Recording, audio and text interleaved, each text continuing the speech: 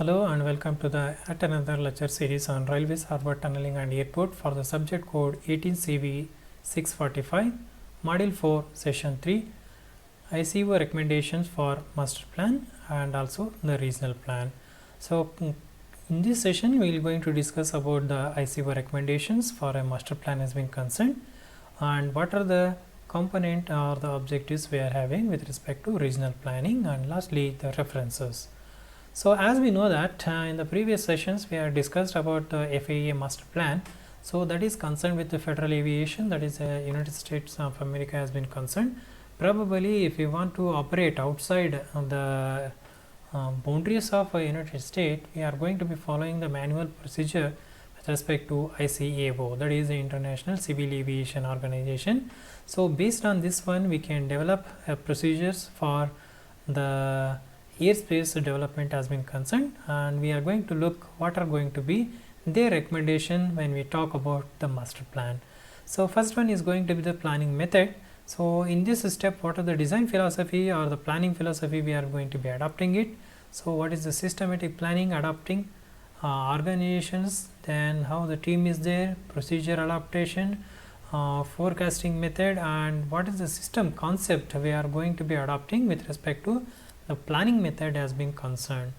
Next is going to be the forecasting for the planning purpose. So what is going to be the forecast based on the requirement forecast and accuracy, how we are going to be producing with respect to the data collected, and futuristic or the forecasting method. Next is going to be the principle which is being adopted in forecasting and demand forecasting and their projection. So that is going to be the second planning concept or the steps it is being evolved. Next is going to be the site evaluation. So always how the land is going to be required, how much land area required, so where is the location, the potential of its sites, and outline planning, estimation, and the revenue and evaluations are going to be taken care with respect to site evaluation. Next is going to be airport configuration has been concerned. So detailed description about the planning and its configuration with respect to design of runway, taxiway, holding bays, and location of other major facilities are going to be configured. It's more of same with respect to FAA, but it's going to be a regional plan and also can be recommended with respect to the concept of ICAO. Next is going to be a aircraft apron, that is how the base and parking area we have been providing, apron accommodations we are going to be providing it. So that is going to be taken care with respect to aircraft apron has been concerned. Moving on to the next is going to be the passenger area, where to prepare a master plan and principle with respect to demand and supply or the capacity needs to be analyzed with respect to the recommendation. So some other parameter we are going to be incorporated as in a master plan, that is going to be the passenger area. The same thing, master plan with respect to supply and demanding or a capacities to be concerned. Then is a passenger building, that may be a terminal building. We need to analyze with respect to what is the objective in the planning we are going to be providing it. The terminal building or a passenger building, its characteristics.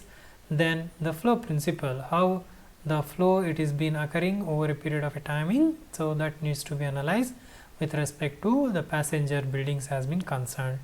Moving on to the next parameter, it is called as a departure. So the flow of a landside road or otherwise with respect to the check-in concourse or the waiting area or airport gates or aircraft gates, then the connections, passenger loading and departure of bagging, and the flow, customs, etc. are going to be taken in departure of the step in formulation of master plan. So next is going to be the arrival. So the same thing, transit facilities, baggaging and reclaiming, the landside activity, passengers for their loading, and all general facilities are going to be concerned with respect to the arrival area has been concerned in the master plan. Next is going to be the cargo area. Suppose if you want to have the commercial activities, so from that aspect also what is going to be the type of a traffic, then size of a cargo building, the cargo apron it is been requiring, then connectivity routes and vehicle parking. So all these detailed descriptions are going to be concerned in the cargo area development of a master plan. So next is going to be the land side of a roads. It needs to be developed. Also the vehicular parking area other than for the buildings and also other facilities.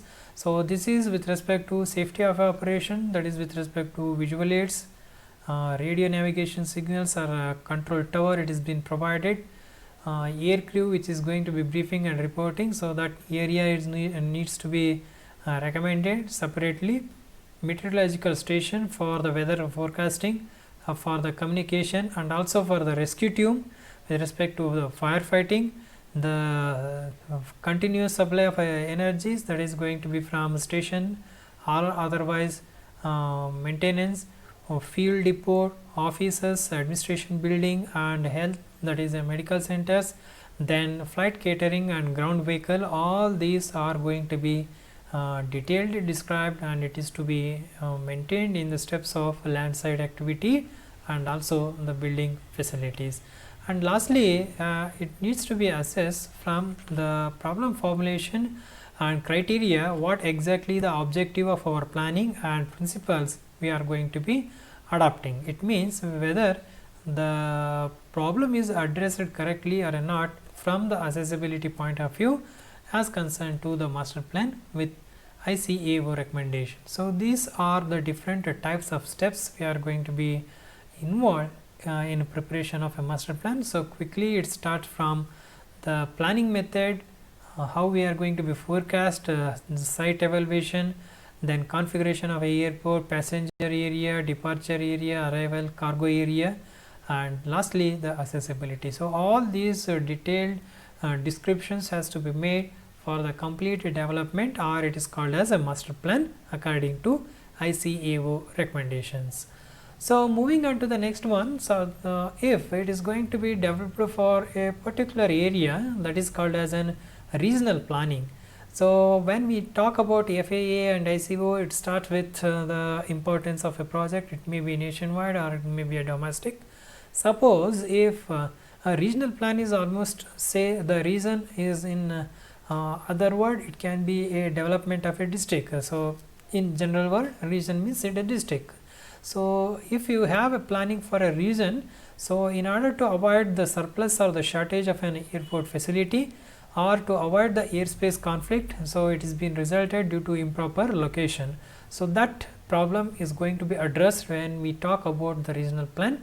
So apart from that one, it can have some zonal law so that it can be easily handled effectively and the traffic is going to be maintained for formulating some guidelines. So that is the importance of regional planning. It involves two procedures. One is a proper providing of a facilities to avoid surplus or otherwise a shortage. It means optimal usage of a facility. Apart from that one, we are going to be having a effective handling of a traffic and also formulation of a guidelines for the zonal operation. So that is the importance of regional planning has been concerned. So as we said, what are the informations we are going to be provide when we talk about the regional planning? We are going to be having some approximate location for an airport. So in the map, so what is the location of the study area or the planning area? Approximately we are going to be locating on the map. Next is the classification of an airport. So it may be a domestic one or it may be what we say the international one.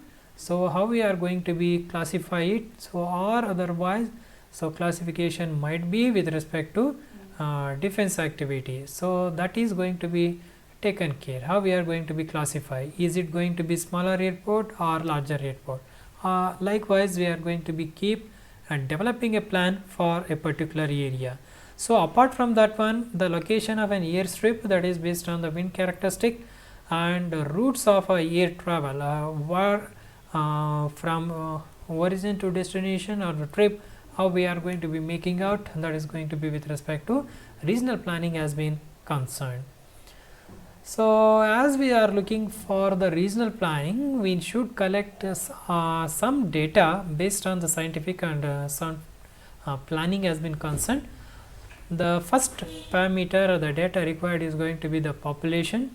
So, it may be the existing and futuristic planning has been concerned with population, then topography and geographical features of the study area, then the existing airport within the vicinity, air traffic characteristics and development for new airport. So, all these points has to be collected in the scientific manner for the sound planning of a regional airport has been concerned. So, we talked about the 5 parameters. So, one by one we are going to be look what is their importance. First one is the population. So, as we know that both or any type of a transport is going to be based on the population of a usage and the facilities what we are going to be provide. So, similarly to have the futuristic operation, the population growth rate for a particular area has to be studied systematically to know their characteristics. So, this is going to be decided based on the income group and what is the type of activity it is going to be there in the particular study area, that is a land use pattern and income group. So, depending upon that one we can decide the number of persons they are making use of the facilities. Similarly, we can analyze with respect to the population data the trend and the need towards the saving of a travel timing. So, it means we can have a good network connectivity operating from one point to another station. So, depending upon the peak hour flow or the favorite destinations. So, that is with respect to population data. Moving on to the next feature data, that is going to be topography. So, in certain topography facilitate air is going to be the other mode, no other modes of a transport is going to be feasible according to the topography. Hence, depending upon that one also we are going to be providing the airport that needs to be catered with respect to the topographical features of the study area or the country. Next is the geographical feature, that is selection or procedure of an airport based on the type of a usage, that is going to be domestic or international. So, whatever the facilities we are going to be provided, so that is going to be catered in topographical and geographical features. Next is going to be the existing airport in the vicinity. Say for example, if we are going to be having two cities or the two towns, say for example, if it is going to be A and if it is going to be B.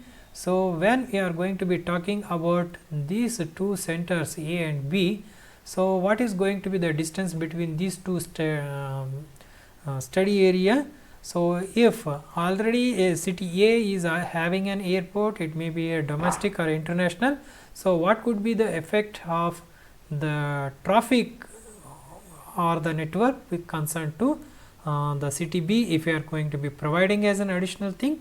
So, that needs to be taken care with respect to the distance, what is going to be the distance between these two cities, then how much populations if you are going to be using in the study area or the city 1, and how much populations we are going to be using in the city of P2 with respect to the air services has been concerned.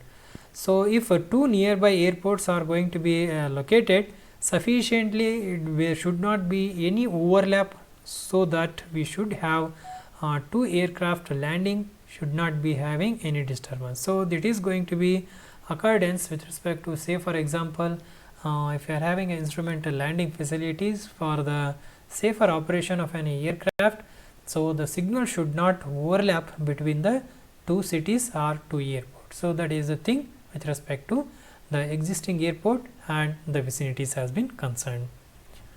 Moving on to the next parameters, it is going to be air traffic characteristics. So, air traffic characteristics is going to be talk about the merits and demerits of the existing mode. So, always depending upon the surface mode or water mode or any other mode. So, we can study the area and which mode is going to be serving better, that needs to be taken care. So, suppose if it is the air is or air transport is going to be better, then we need to analyze the air traffic characteristics with respect to the futuristic traffic volume, how the traffic it is being generated in the peak hour and a destination. So this is going to be measured with respect to the passenger, cargo and mailing. So these three are going to be incorporated for the traffic volume or air traffic characteristics has been concerned. And lastly, we are going to be having any new development for the new airport. So all efforts has to be done to cater the demanding with respect to existing facilities that we are going to be providing, and also if in future if you are going to be operating any new type of an aircraft, so that has to be taken into account from the geometrical perspective. So these are going to be the ICAO recommendation for master plan has been concerned, along with the scientific data we require for regional plannings. So next is going to be based on the 4 steps of traffic forecasting has been concerned. So whatever the data we are being collected, it needs to be forecast for the futuristic demand. So first one is going to be area to be served, which area and what is the area surrounding it is going to be covering by providing the new airport. Next is going to be origin and destination from the resident to non-residential area. Then population growth in the area, so how it is going to be spread. Say for example, if you have studied for a particular airport, so surrounding area if it is going to be developed in a near decade, that needs to be taken into account. And next is going to be the economic characteristics, that is going to be a most important thing after site selection. So this economic characteristics of an area is going to be dealt with income level or income group, that is earning per capita has been concerned. Type of a business activity that is going to be there, it may be agriculture or industrial or it is a tourism. So what type of a business we are been activity we are been having in a particular area. Then labor, it is going to be employed for that one. Trends in existing the airport traffic has been concerned. Trends with respect to the traffic volume has been concerned, the population growth and economic standard of adjacent areas. So all these are going to be taken care in step 1. In the step 2, we are going to ascertain whether the existing airport can handle the amount of anticipated air traffic or not, by keeping the following points with respect to suitability of approaches for the type of an airport, capacities with respect to runway and taxiway. So this is important because of the operation or handling of peak hour traffic has been concerned. Then adequacy of a terminal building for handling of a passenger and cargo.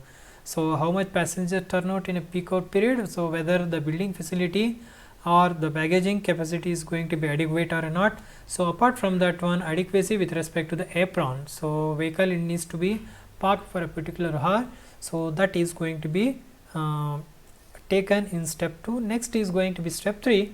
If the foregoing consideration has to be provided from the existing airport, so it is going to be with respect to handling upon anticipated traffic. So similarly for the improvement, we need to have the following way. Suppose if you want to improve it, so we can study the runway is going to be having an extension, so we need to construct a new runway or otherwise going to be a parallel runway to have the high speed exit taxiway. So we have to look forward whether can we have some improvisation from the existing parameter with respect to runway, so or otherwise we can rearrange or increase the strength with respect to terminal building. So rearrange some of the existing facility in such a way that the facility can be improved or with respect to loading apron. And lastly, improve with respect to traffic controlling devices. So that is going to be with respect to the air traffic controller, ATC cabin, or the signals which is going to be provided for the safer operation. And last step is going to be, in spite of all the possible way it is being listed, that is selection of a site, projection of a traffic, improvisation plan. So if it is going to be work out that the present aircraft is not at all going to handle the demand of an air traffic, no other way. The answers is obviously going to be a proposal for a new airport. So that is how the sequence we have been following in doing a regional planning of an airport has been concerned. So to prepare this session, we are using the same standard references for making this session along with the web references. Thank you.